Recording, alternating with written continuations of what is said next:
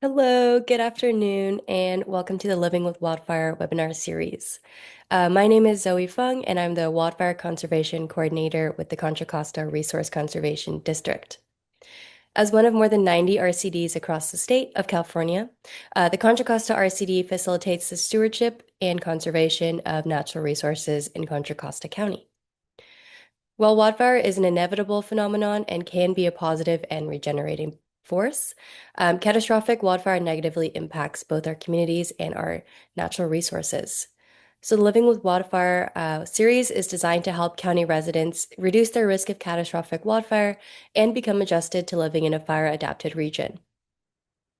The series dives into the Bay Area's historic and contemporary fire regimes, explores the socio-political contexts that impact current land and fire management, and allows us to hear directly from local professionals and academics about wildfire mitigation activities that we can implement on individual, community, and landscape scales. This afternoon, we'll hear from Dr. Michael Gollner, Associate Professor at the University of California, Berkeley, with his presentation exploring effective mitigation measures and drivers of structural loss in California's WUI. Before we begin, just note that the webinar is being recorded and we'll be posting it to CCRCD's YouTube channel, which I will put the link for in the chat. The chat for participants is disabled, so if you do have a question for Dr. Gollner, please feel free to use the Q&A button, which is on the bottom right of your screen. And we'll have a Q&A session at the end of the presentation. I will also be putting a feedback form into the chat. So if you have feedback for the series or you want to propose a topic that you'd like to hear about in the future, please feel free to use that form. Thank you so much for joining us this afternoon, and I'll pass it off to Dr. Gollner now. Thank you, Zoe, and thank you for having me. So it's nice to be presenting. We're pretty close to Contra Costa County. I live right over the line in Albany, and yeah, great to locally. I realize I think the title is slightly off, but it is the same. We're going to talk about drivers of fire risk and some of the things you can do in the WUI. This is mostly some of the material that I presented to the county coordinators for wildfire a week or two ago in Sacramento, and goes through some of our recent studies as well as some of the ways that folks can get involved and other recent pressing topics such as Zone Zero. And we'll talk about some of those. So first off, I want to talk about the Fire Research Lab. Hold on. Let me make sure I got the right thing here. Yeah, I got the right. I do. There we go. Briefly, just the Berkeley Fire Research Lab. So this is my research group here at the University of California, Berkeley. We do all areas of basically fire research. So primarily 70 to 80% wildland fire, but we also work with NASA on fire in space. We had an experiment on the International Space Station. We look at batteries, solar power, fire, all sorts of different aspects of fire. But a majority being where we live is focused on wildland fire, the risks thereof, and really our goal is to understand the processes. So we have a whole group devoted towards fire modeling, with our big contribution being how fires move into the wildland-urban interface and understanding that spread, and an experimental group which does wildland-urban interface in the lab and in the field, as well as wildland fire, smoke generation, crown fires, and other areas related to that, which we'll talk about today. And then we also do this other work related to fire safety, but our primary part is in wildland fire. Before we ever talk about wildland-urban interface, I really like to talk and narrow us down into the pathways for fire spread. So really talking about the ways in which fires can move from a wildland fire into an urban area, or moving once it's into an urban area within that. Because that's really what drives all of our mitigation, is stopping these pathways so that it doesn't spread. So the first to talk about is radiation. And we talk about radiation because originally it was thought to be responsible for most or all of ignitions and thought to be responsible for most of wildland spread. And you think that because when you go up to a large fire, you feel the heat, right, through radiation. However, it's not actually responsible for everything. And our mitigation measures, when we talk about defensible space, you're talking about a distance separation, and radiation decreases the further distance you are. And so it actually substantially decreases, and you won't see radiation ignition, say, 50 feet across the road. And so radiation, so long as you have appropriate defensible space or spacing between structures and other objects, is not going to be responsible for most or all ignitions. And in fact, for most of our areas, we don't actually have wildland going up to structures. It all depends on the separation distance and how large the flames are. And if we're separated far enough, we've generally stopped that. The next is direct flame contact. And basically, we're talking about smaller flames from nearby sources, combination of convection and radiation. Could be from a structure nearby, which is a very large source, but oftentimes it's these small things, from small light vegetation to mulch or to a fence, which moves up the side of the house. And a lot of the recent investigations from IBHS, they've kind of narrowed down the term connected fuels, and that's exactly it. They're small flames that are connected, and you're basically building this sort of path for them to get to your structure. And finally, embers or firebrands, small particles which can cause spot ignitions. This is the hardest and also the most common to at least initiate most WUI fires. Like I said, jumping across 50 feet from a road, including the sidewalk, is not something that you're going to have with radiation, and you're not going to have objects connected. So the way it's going to travel block to block is going to be from embers or firebrands. That's also most of the time how the wildland gets in. You don't often have vegetation abutting your structure. It has to travel and then either get through some ornamental vegetation, other materials, or embers start spot fires which spread. And embers are everywhere. They're basically, sometimes been called like a blizzard by Jeff Cohen. And so when these high wind events, they're going to be all around, and the goal is to prevent their spot ignition. So what can we do? Well, we talked a lot about mitigation measures, and if you're here, I'm sure you've heard a lot about this. And there's really two main approaches. The first is to harden the structure, make the structure harder to ignite. So you want to look at a fire-resistant design, which, as you see below, there's highlighted areas. The roof should be Class A. Look at your vents and use finer mesh. Use windows that are double-paned and resist heat. Remove mulch from the house and fences that aren't touching. Eaves, work on your decks. All the materials, the siding that could potentially ignite, make that less and less ignitable and more resistant to any fire or ember exposure. On the other side, you can reduce the exposure itself. In the local scale, this is defensible space, whether that's zone 0, which is preventing that sort of direct flame contact from the neighboring materials, or the zone 1 or 2 as you go out.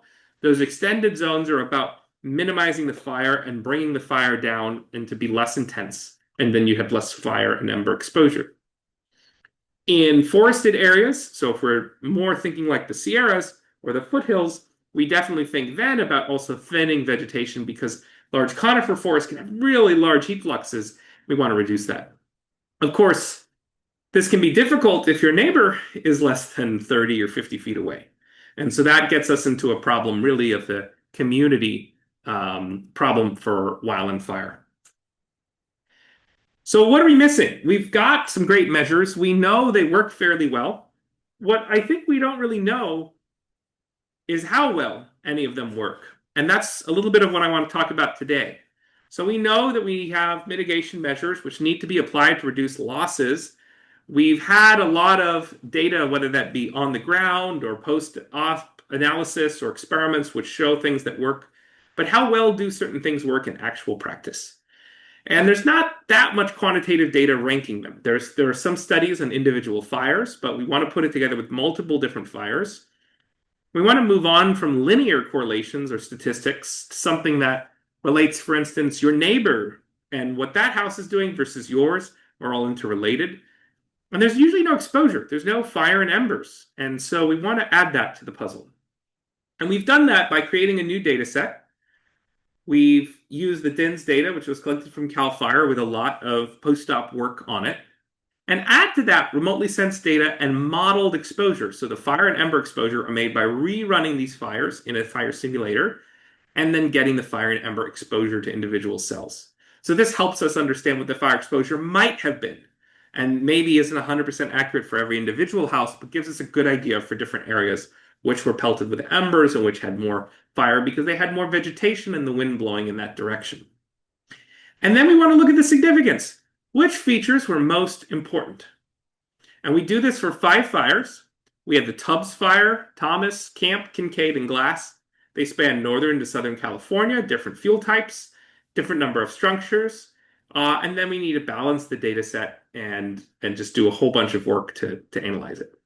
So let's talk a little bit about the data that we put in here. It starts with this damage inspection data set, which I think is a really, really valuable tool. And thanks to CAL FIRE for being diligent in collecting this data. After a fire, not even before the fire is done, but after it's no longer actively firefighting in a community, they come out and they take pictures and document which structures were destroyed. And more recently, really doing a good job documenting the structures that were not destroyed. So we have that comparison point. And it's really the largest data set in the world like this, which is unfortunate for California, but also our opportunity to learn from it to prevent it in the future. And we use this, to the best ability. Obviously, there are a lot of missing points. There are issues because this is taken still. There's active firefighting occurring. But as you can see, there's over 47,000 destroyed structures. It's a huge data set, which really allows us to start probing into which structures were destroyed and why. So we start with this DINS data, and it has information on roof, siding, windows, vent, etc. And I'll mention later, we do a lot of work with it to basically clear up missing values. Missing values, there are other things like defensible space. For most of them, particularly Sonoma County, we had 1 meter resolution raster for vegetation intensity. They're a nice LiDAR run, which helped us understand where the vegetation versus the structures were. That gives us really fine scale to look at zone 0. Structure separation. We used the Microsoft structure footprints and then validated them with what's on the ground. And so this gives us an idea of where the structures are because separation is super important. Then we looked at the flame and embers.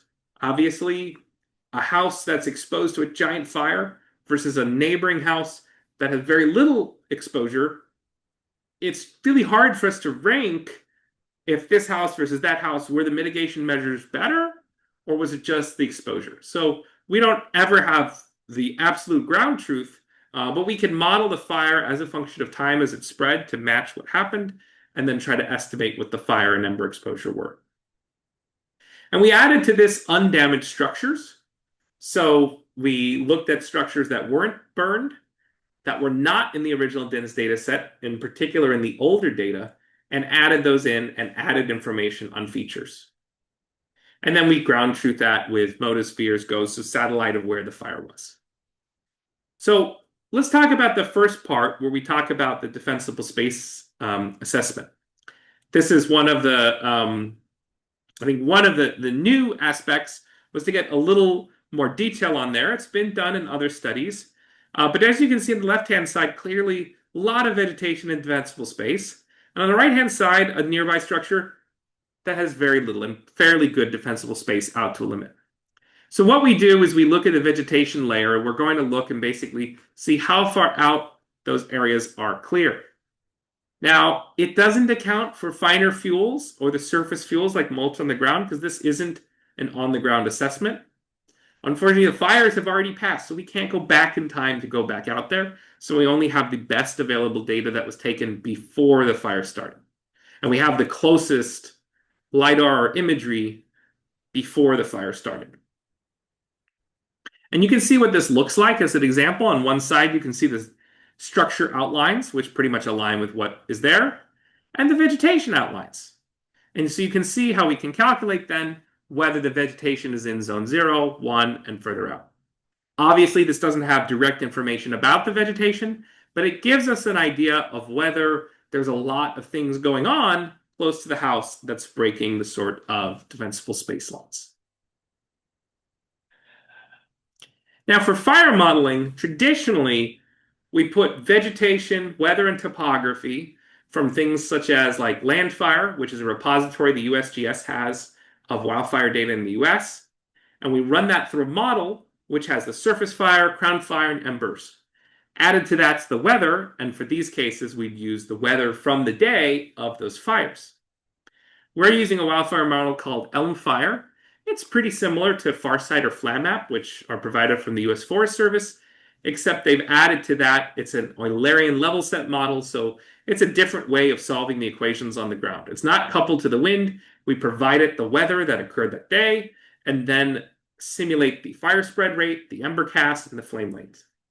And I'll give you an example here of modeling the campfire with our current tools. It misses the Wildland-Urban interface, which obviously isn't very helpful for our purposes or for any predictive purposes.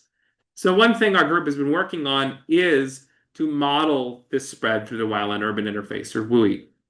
And this involves the firebrands, it involves structure-to-structure spread through radiation, as well as direct flame contact, and then spread back to the wildland. So what we did in this study is to implement a very simplified model, which is Hamada. So it's a post-earthquake model, which will go very fast. Though we have also built a much more advanced model called the Wildland-Urban interface, Wildland-Urban extension to Elmfire. The reason we don't do that is because it has a lot of structured data and would some way bias the results. This, on the other hand, even though it's not a 100% perfect match, would give us a fairly good exposure to the different structures. Now, note that no model is perfect. Was on a call recently with modelers in Australia. They were saying, wow, 70 or 80% of the fire line covered, that's better than normal accuracy here. So nothing is perfect, but what we do is we make sure we model the fire as closely as possible, but it gives us that differentiated exposure to different structures. Now, what's important here is we have this big data set, but then we want to figure out what's important. And the problem is there isn't a linear relation, such as if you do one thing, but you don't do another, fire may still just go through the other and it makes no difference. So you need something interrelated. And a way to do that is machine learning. Machine learning model uses regression and classification methods to track the importance of features because it builds a model that is interrelated between all these parameters. And it can search for the best fits between them. And there are many different ways to do it, and we'll talk about the ones we used. But before we do that, there is the other step of cleaning and processing the data. There are a lot of potentials for bias. There are a lot of issues with the dense data set for anyone that works on that. So we explored imputation, which, because there's some missing, not a number of values, making sure we standardize the numerical values and encode them, make sure we scale so that we're not biasing because some data sets are larger than others. So we did all these methods to try to make sure that we were consistent throughout the process. Then we explored multiple models. In the paper, we explored 4, though we explored others that were just junked from the beginning. But this linear or logistic regression, this is just like a linear fit, which is traditionally used in the field. A random forest model, gradient boosting, XGBoost, and CatBoost. And ultimately, the XGBoost showed better results overall in accuracy, about 82% than in the others. So we stuck with that. Are the other models, I mean, the linear model has some issues, but the other models all also do somewhat decent job. And the results are fairly similar. And in some of the supplemental materials of our paper, which was in Nature Communications, it goes through how the results would change, which is not very much if you pick the different models, which is good. That's what we want. But ultimately, this had the best accuracy, so this is the one we used. But just fitting a model doesn't tell us anything. We want to learn something from it. So we did something called a SHAP, or Shapely Additive Explanation, to that model. It interprets a machine learning model and allows us to look at the contribution of each feature. So for instance, spacing is a variable. How important is that variable? And it can just run all these permutations of the model to say how important that parameter is. And this is our simplified output from that, stacking all those fires and scaling them and looking at the data to understand which of these features is most important. And as one might expect, the separation between structures is the most important factor in the model. This would make sense because if you don't have neighbors, you're not going to be spreading in a big conflagration generally. And so we've known for a long time that the density of structures is very important, and obviously structure separation comes out very strongly in this. But we also see other things. Exterior siding, which is one of the main components of basically hardening a structure, is very important. And that doesn't always mean that it's an only variable, but for the fires that we're investigating, we see siting to be very important compared to some others. The year built is this confounding variable. So it's difficult because newer structures in certain areas will be, you know, requiring certain codes that will then require better siting. But at the same time, there's many aspects of year built that don't require that. For instance, there's just different architecture types. There's different levels of maintenance over the years. So we can't really separate year built and do justice to taking it out unless we had much more refined data on all the individual structures. So we leave that variable in. And then flame length and ember deposited are important. And it's kind of interesting. In the catastrophe modeling or the civil engineering side, you actually see that the flame length, or so flame length and ember is the exposure, the wildfire getting to the community. That would normally be the main variable, like in an earthquake or in a tornado. But for wildfires, actually how everything's made winds up being so much more important than the actual exposure. Once the fire is in there in the community, it matters less about the individual structure and what's there. And then, of course, roof construction, which some would ask, well, but we know that wood shake roofs, and I would always say, if you have a cedar shake shingle roof, that would be the first thing I would fix. So why is roof rate low? There aren't a lot of wood shake roof in this data. There's a couple, but it's a very low number in this data. So there is always some bias because we're only looking at some past events. If we go back to the 91 Berkeley Hills, we might see something different, but there's no way to go back in time and get new data. The vent screens show up with importance, as does vegetation separation, which is defensible space, window panes, and eaves.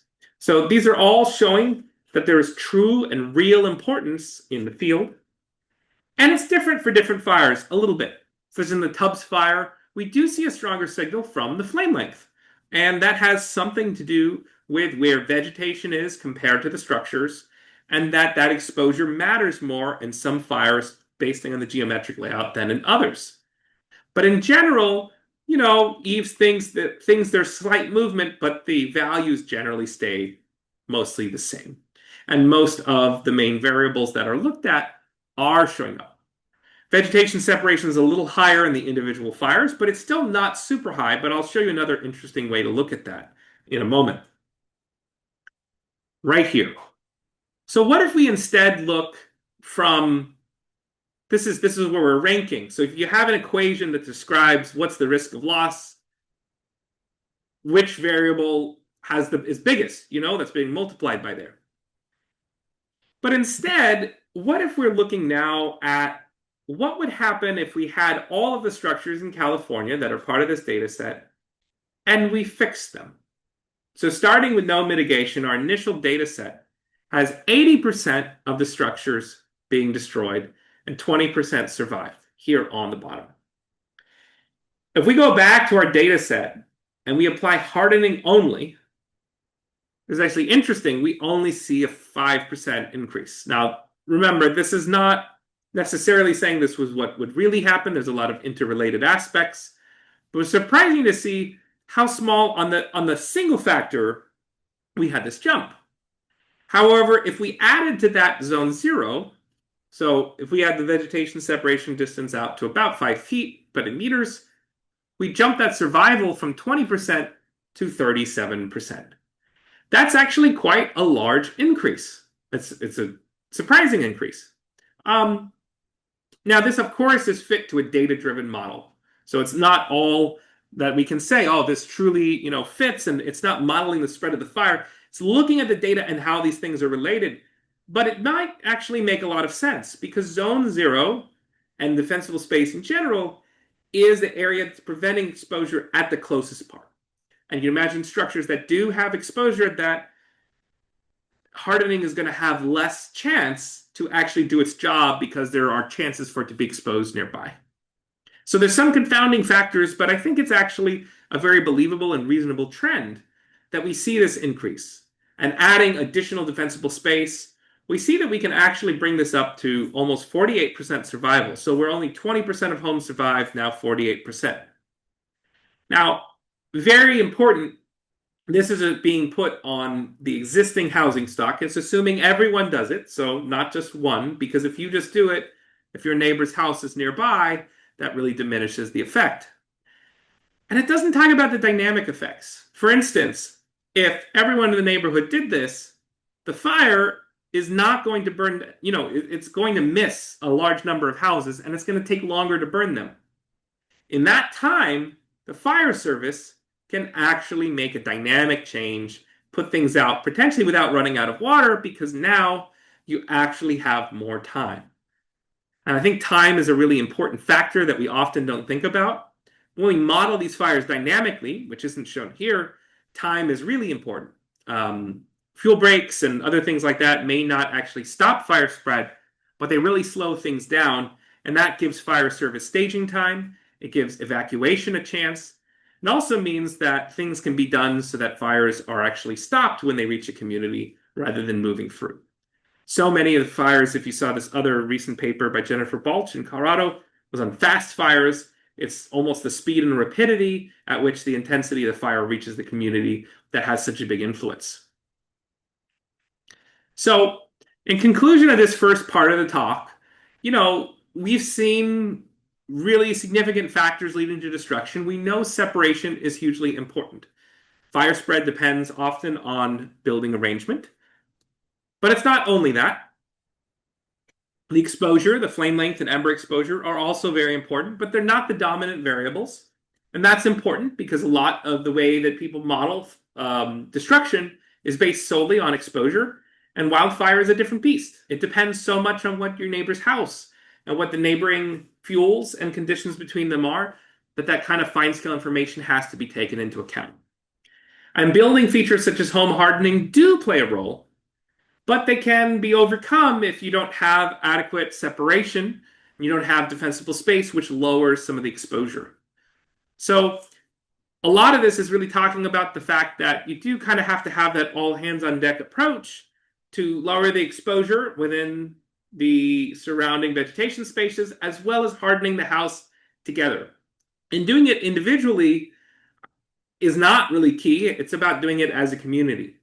I'd love to know what that magic number is, and I think the magic number very much depends on the community, but there's, at how many houses need to be mitigated to really make a difference.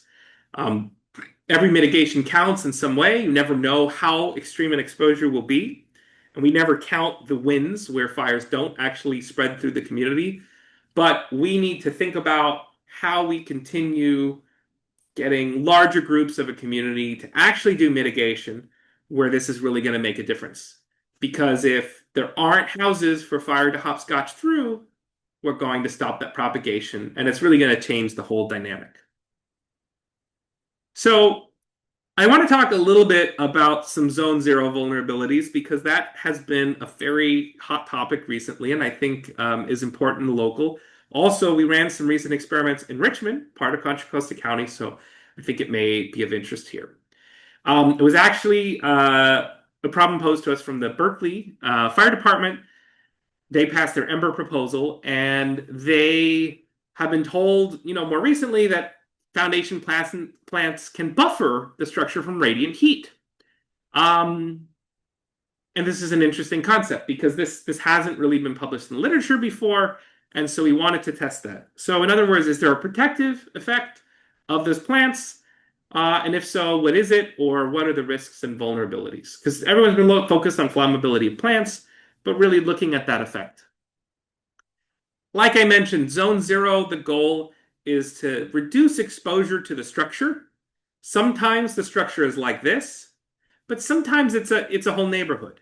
And I think the biggest thing is that when you have the individual structure, your defensible space is protecting you in terms of your house from embers igniting and from any neighboring flames getting in there and spreading the house. When you have a dense community, so less than 20 feet, even to 10 feet between structures, now that whole block is essentially like a house together. Like if one goes, it's likely that they, depending on the wind direction, could continue to spread. And so now all the neighbors are essentially linked in risk together and have to do these mitigations together. And zone zero isn't a new concept, but it was sort of refined from the larger lowering intensity around to say that there shouldn't be anything flammable completely adjacent to the house. And that's always been said. It just hasn't been codified exactly what that means. There's been a lot of studies on it already, experiments from the lab to the full scale, post-fire investigations, remote sensing, statistical. I think there's been a lot of studies. Generally, the studies have found effectiveness. But of course, there are a lot of ifs, and it depends. Particularly, it's been shown with fences and certain flammable vegetation. Things like junipers were found to be very influential in some Canadian wildfires. But there hasn't been a lot of testing that really looked at different species, and none that really looked at this hypothesis of some of the plants having a beneficial effect. So that was our motivation, especially now that it's no longer just Berkeley, but it's the whole state looking at the zone zero, which we didn't think would still be going in this process at the time. And the city of Berkeley just asked for this assistance. And so we partnered with them, and Richmond Fire was happy enough to loan us an area to do experiments. So we looked at three phases. We looked with no plants, a hydrated, healthy, or wet plant placed in front, and a stressed or dry plant. And so we basically built a fake house out of wood and then loaded it with hardy board, which is essentially cement board. And I'll say we pelted that for like 11 times. If you have a cement layer and no windows and no gaps, it's great. It will really, defend your structure so long as there's absolutely no gaps. Um, but that's not often what's used, and it's a difficult material to work with. But it would be wonderful as siding. Now, the fuel used was dried wooden pallets. They're not the most repeatable, but we got them fairly repeatable. We did 4 repeats of each test and usually had about 3 that had fairly good data.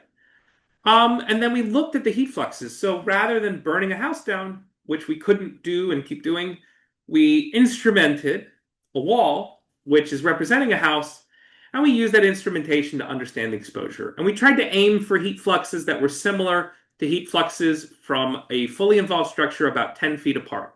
Again, being motivated by Berkeley, a lot of structures in the hills are very close, so they wanted to look at where structures are close by. We looked for that exposure from 3 to 4 minutes. That is without wind. We've done experiments at IABHS where exposure can be much higher, but we're trying to do something at a moderate, reasonable exposure. And this is the design. On the left-hand side, you can see the plants. They're not covering the entire area, but they're 5 to 6 feet tall. They're pretty tall. The bottoms are completely sealed, so there's no ember component. And there's the wood pallets and the wind. And basically, we're trying to blow the fire in that direction, and then not necessarily touching the plants, but it's going to be heating them a lot, and then looking at the response between something that's not there, wet, and dry. And the vegetation is Pittosporum tenaphilium, or cohuhu. It's a New Zealand plant, but it's commonly found as like foundation or hedge shrubs. We looked at 7 different plants and narrowed it down to a couple, looking generally at less flammable and more desirable plants, and then found one that was, most desirable and also available in the season to run the experiments with a very short time window. The healthy plants were watered and cared for very carefully by UC A&R. So we had a wonderful partner, Jesse, who was out there and basically making sure that the plants were as cared as they could be. They were watered just before they were put up. So 168% live fuel moisture content, 3 parts water to 2 part dry. And then stressed dry plants. They looked green, but they were pretty dry. And so when the Berkeley inspectors came, they couldn't notice that it was a dead plant because it wasn't dead, but it was much more dry. There were no irrigation for 3 weeks up to testing. It was 1 part water to 2 parts dry material. And all of them had no accumulation of dead leaves. So it's a pretty much best case scenario. And then this is our comparison. These are sped up 5 times faster. You can see the ignition basically occurs. We wait for it to get going. And then once this gets going, we'll give it. The fans are turned on. They're first to idle, and then they're ramped up to high. And you can see how the flames are not touching, but they're getting fairly close. And so again, we're mimicking that we have a shed or structure nearby, and both the wet plant and the dry plant both burn. Now, somewhat different intensity. The dry plant, more of it burns more quickly. The wet plant, there's some reburn you'll see where some of it ignites and then some of it later. And this generally happens because the more moist plants take time to dry out and then slowly burn. And so this was all about heat flux measurements, and heat flux is the rate of heating. And so we put them at the top, which is near the eaves, as well as in the middle, right behind the plants. And it might be a little hard to see, but we'll start in the middle one on the bottom. You can see that the no plant line, right? So the heat flux from no plants, actually, there's a little bit of benefit you can see in that specific area that the plants are not heating it. And that would make sense. There's an object, and so not as much heat is getting there. But the issue is, and you can see in the dry as well as the wet plant, once the plant ignites, that changes. Then the plant contributes some fire and flame heating, as well as returning to about the same heat flux curve, sometimes even greater, depending on the state of the vegetation. Now, at the eaves, it's slightly different. We don't actually see much benefit. A lot of the eve ignitions, when we've done full-scale experiments at IBHS, happen up at the eaves rather than the main part of the siding. Sometimes they do at the main part of the siding, but heat recirculates at siding right near the eaves. And this is just part of the fluid dynamics process of wind on the structure and the shape we have of our houses. Eaves are there to keep the rain from coming straight down on it. And so this area, regardless of what we do with plants, is still going to have about the same exposure. And so, the point being that regardless, any attenuation is overcome following ignition. And so the question then of whether there's benefit is kind of moot because it has ignition and it's still possible, and this poses a hazard. So even a potential, buffering from a well-hydrated shrub was temporary and overcome by accumulated heat exposure.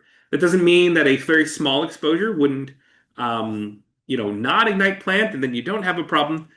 But the biggest issue is you can't control what that exposure will be and what the wind speed will be and whether someone will wheel a trash can. There's a lot of unknowns and variables. And so there are still risks. Even though the risk is lower for a moist plant than a dry plant, there's still considerable risks by having any vegetation or material close to a house.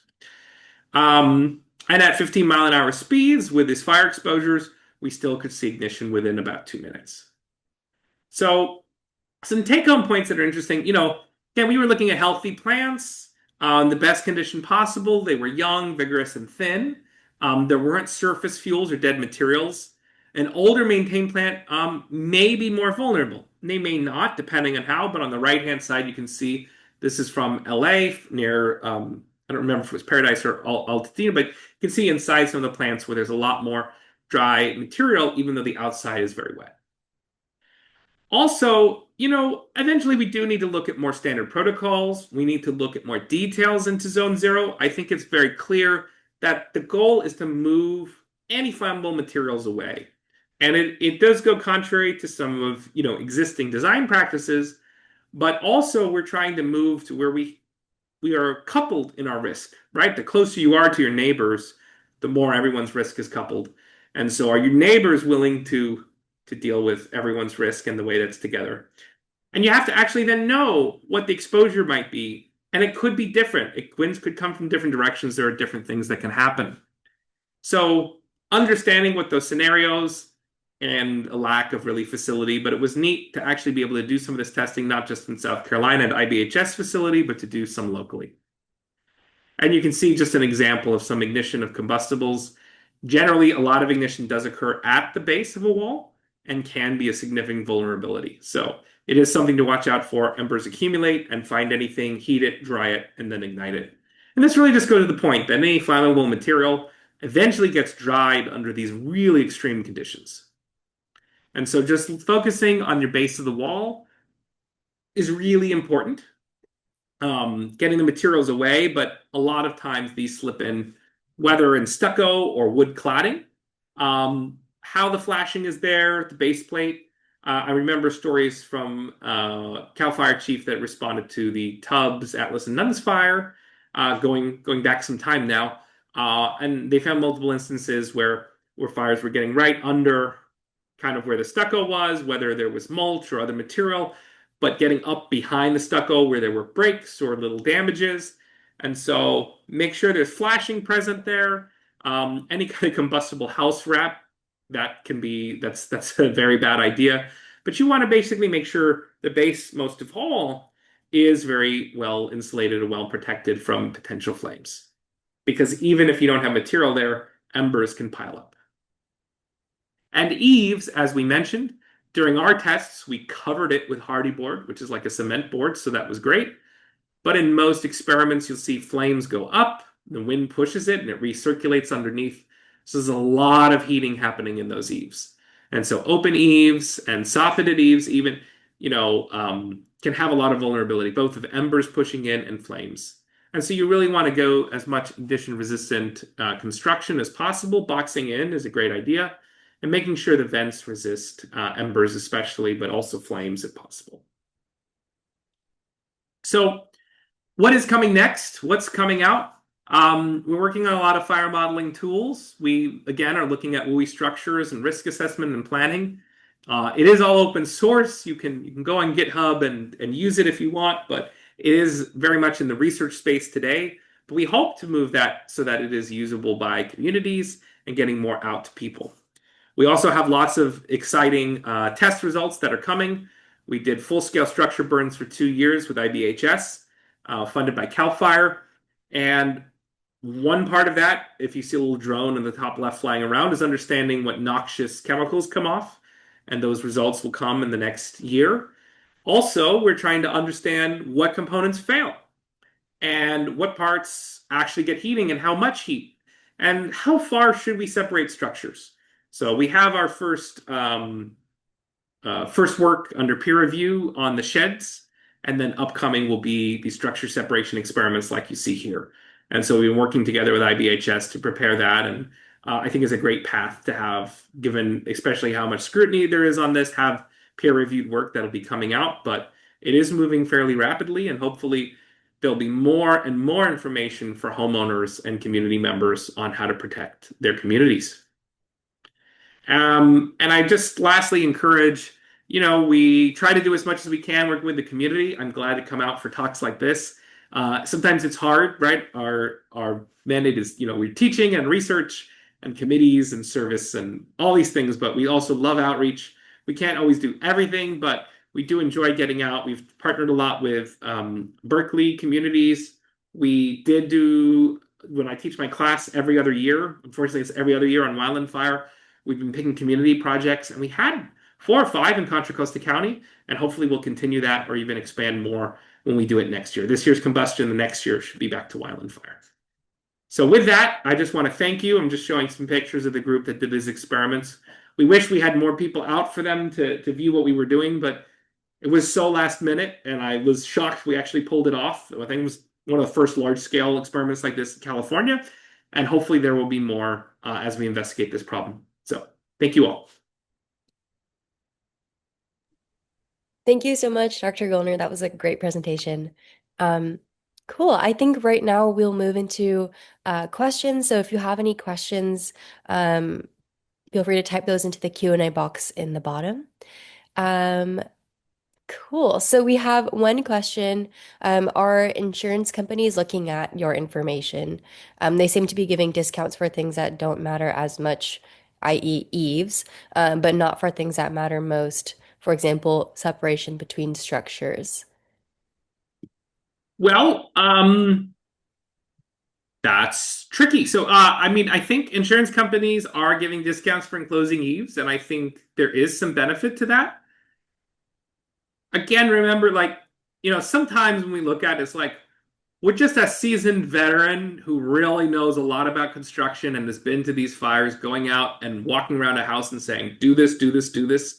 Would that be better than that? It's really hard. And fires are different in different communities.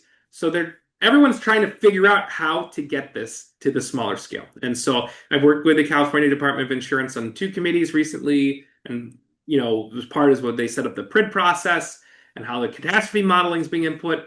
There's so much going into this area, and trying to see what the private industry is doing at the same time.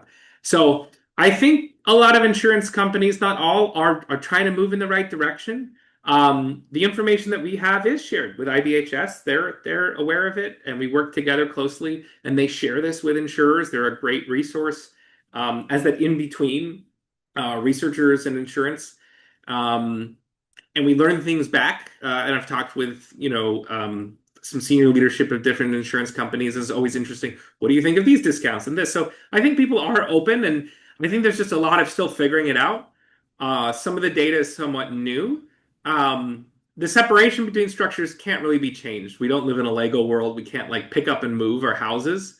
So much of what's going on is going to be about what we can do between our structures and on there rather than moving. So the separation is part of that fixed risk that maybe is in the initial analysis, and then you're looking at mitigating it. So, Cool, thanks. Um, all right, second question we have. How much work is it to extend your current analysis to the recent Los Angeles area fires? Is the input data from those fires any better than the data you used for your current work? um, we have been working on Palisades and Eden Fire, and so we've used the data from Cal Fire. They have some pre-inspection data as well. Um, it's still ongoing. I think the modeling for the Palisades fire is very good. The Eden fire is getting pretty close.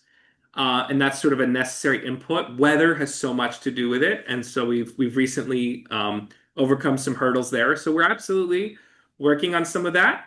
Um, it's academia, right? So we're dealing with students, postdocs, so some things are a little slow compared to what the race we might want. But we did start working on it very soon after, and are really making headway.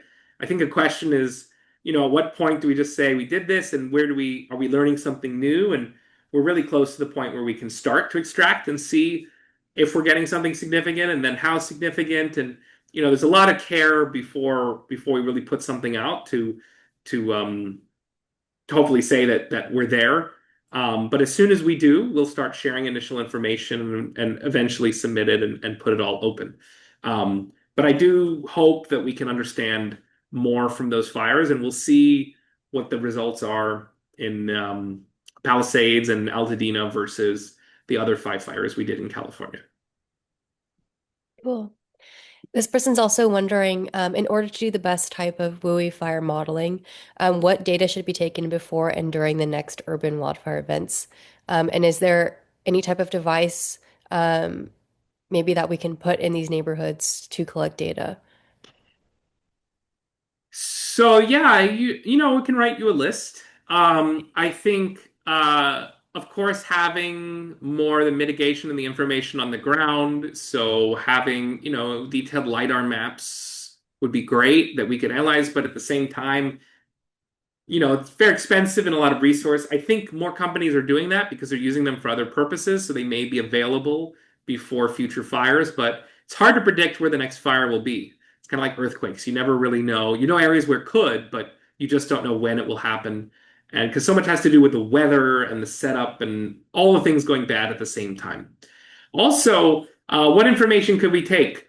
Um, I would love to see, we're starting to see, right, some video cameras during the fire. I would just love to see the progression. I'd love to actually see, did the ember actually ignite that? Or did it go to the bush and the bush did it? And actually, I've seen that. Like, so some of the fires in LA, we've seen where there were all these little spot fires or whatever. Then eventually one bush just crossed some threshold in a gust of wind, and that spread to this and to the bush next, which looked very green. I don't know how green it was, and then spread to the house. And so, but we don't know the information. So if we knew some information and had that process, that would be great.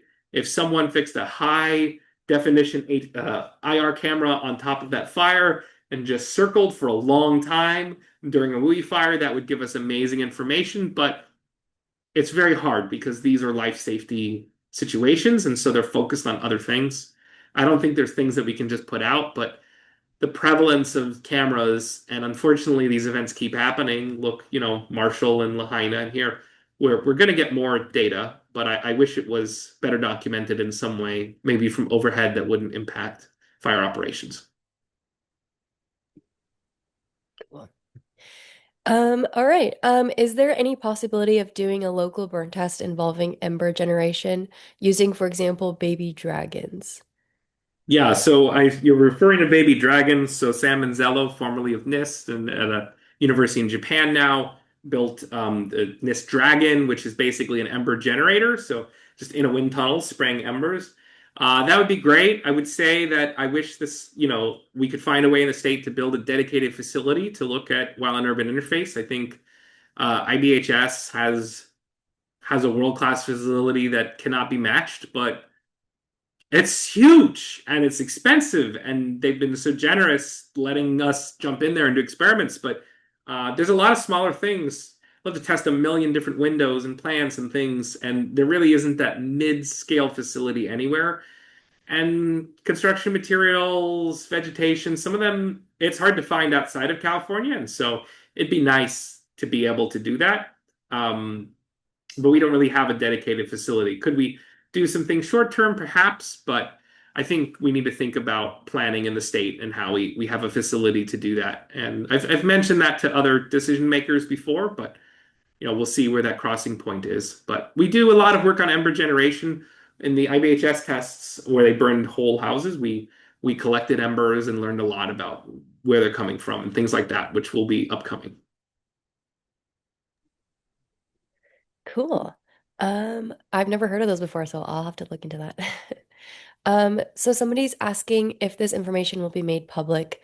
It could be very beneficial to Firewise communities across the state.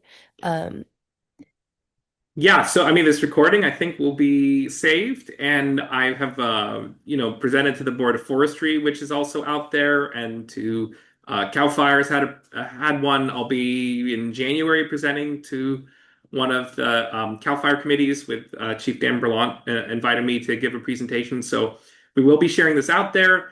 Obviously, the Zone Zero work is like literally just a month or two old, so that hasn't been published yet, but it is being processed, and it will.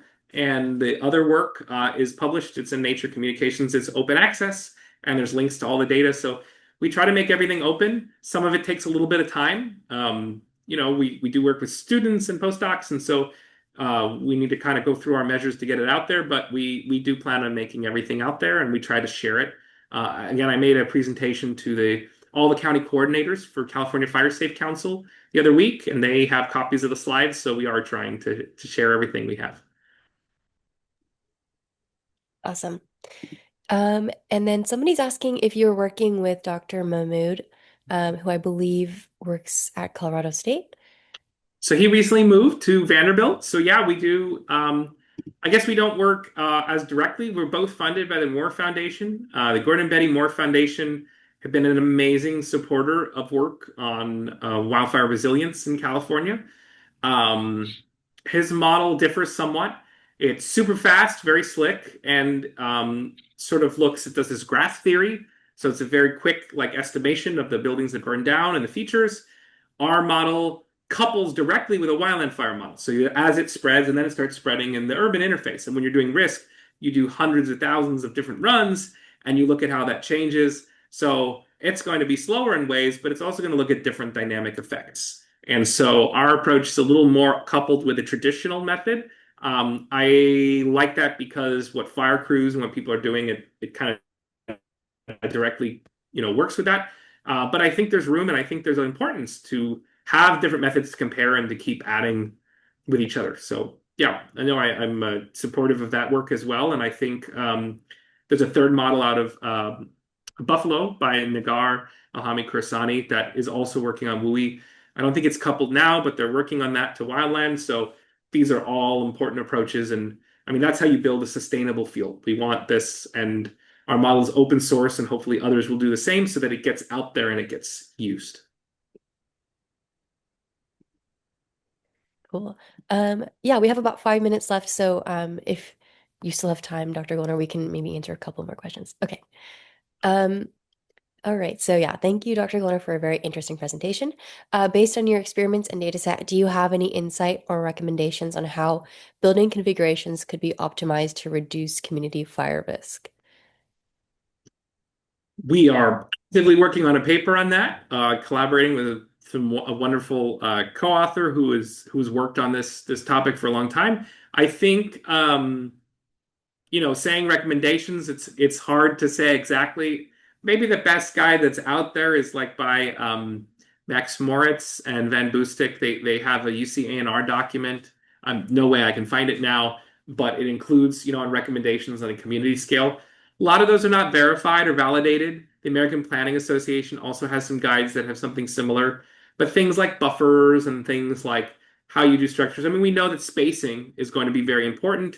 Um, but in my mind, I also start to think about clustering. Can you cluster structures that are very well protected, like think townhomes, and then have separation? So you still could lose a cluster, but if the whole cluster is protected and you don't have spacing between them, that might be enough. And how does that lower risk? But that modeling is ongoing, so I don't have answers, but I think we know general approaches, but we don't really know how well some of them versus others. Cool. Well, I'm looking forward to seeing that publication when it comes out.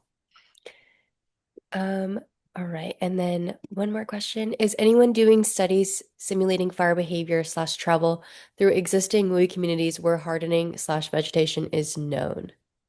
Yeah, we are doing some. We have a project with the Forest Service looking at Lake and Sonoma counties. We have a couple communities that we worked with looking at that. Um, that work we're still kind of putting together to put out.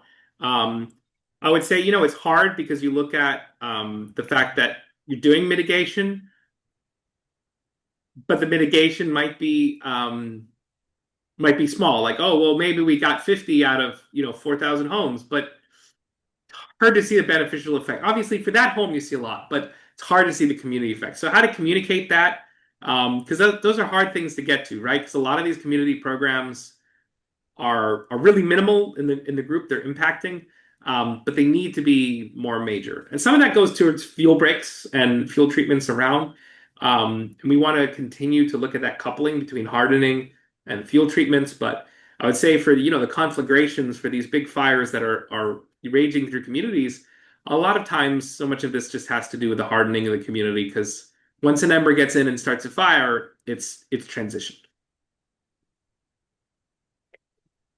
Cool. All right. I think we'll do one more question if that works. Um, I think this person's asking, can you explain what you mean by standardizing vegetation flammability standards? Yeah. So Jana Valakovic, a colleague who conducted the experiments with us from UC A&R, wrote that. I think one approach is how do we look at vegetation flammability? Most things are codified, right? We say siding, we have a California State Fire Marshal Code, which is probably based on UL or ISO codes of how much heat it should withstand and how to test it. It can't withstand every flame, but we choose a limit. We choose an acceptable risk.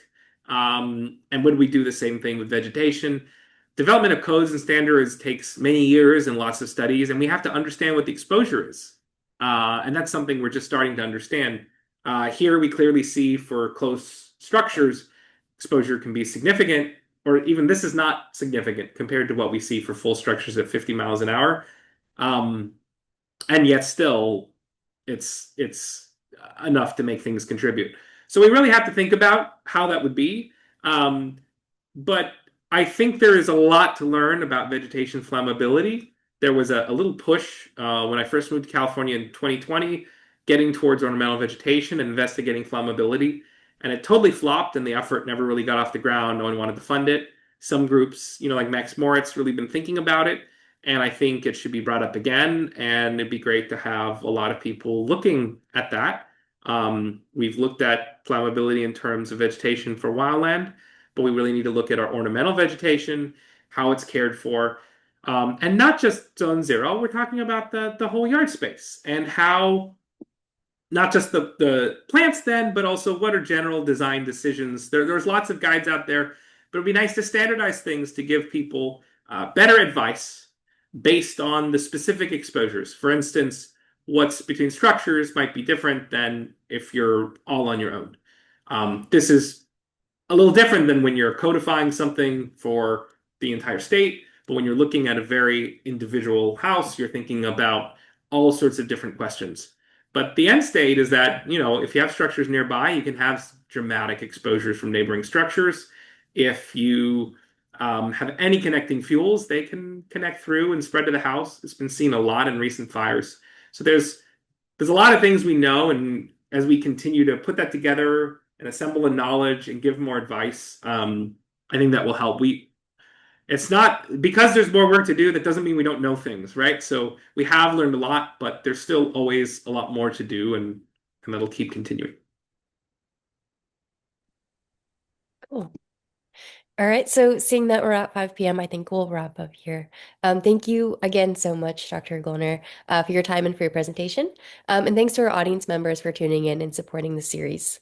We'll be taking a break over the holiday season, but we'll resume in the new year. So please stay tuned for details about the next webinar. And I hope you all have a great rest of the evening.